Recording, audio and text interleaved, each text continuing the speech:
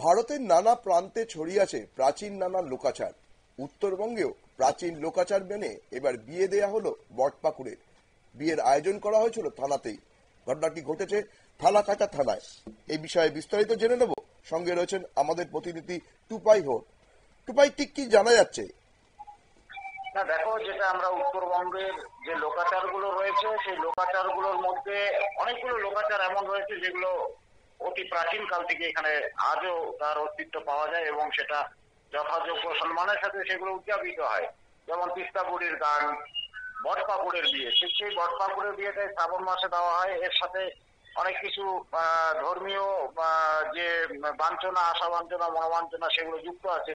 বটপাকুড়ে বিয়ে দিলে বৃষ্টি হবে, বৃষ্টি হলে ফসল ভালো হবে, সঠিক বর্ষা হলে পরে জমিতে ধান লাগাতে সুবিধা হবে। এই ধরনের নানান লোকাচার গুলো এর সাথে যুক্ত আছে।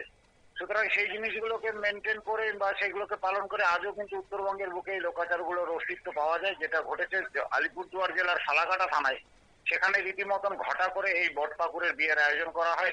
এবং আমরা ছবিতে যেটা দেখতে পাচ্ছি যে সেখানে একদম যেভাবে সাধারণ মানুষের বিয়ে হয় ঠিক সেভাবেই পুরোহিত ডেকে পবিত্র মন্ত্র পাঠ করে, যজ্ঞ করে, হোম যজ্ঞ করে এবং নিমন্ত্রিত যারা থাকেন তাদেরকে সেভাবে আপ্যায়ন করে কিন্তু সম্পূর্ণ একটা সাধারণ বিয়ে যেভাবে হয়ে থাকে ঠিক একই পরিস্থিতি, একই ছবি কিন্তু আমরা সেদিন দেখতে পাচ্ছি।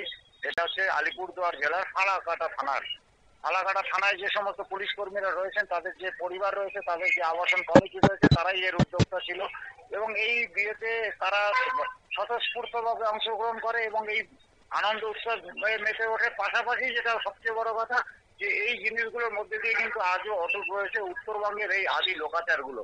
আধুনিকতার চাপে পড়ে যে লোকাচার গুলো উত্তরবঙ্গে থেকে হারিয়ে যায়নি, ফালাকাটা থানার এই আয়োজন বা আবাসিকদের যে কমিটি রয়েছে তাদের এই বটপাকুড়ের বিয়ের আয়োজন তার একটা অন্যতম উদাহরণ।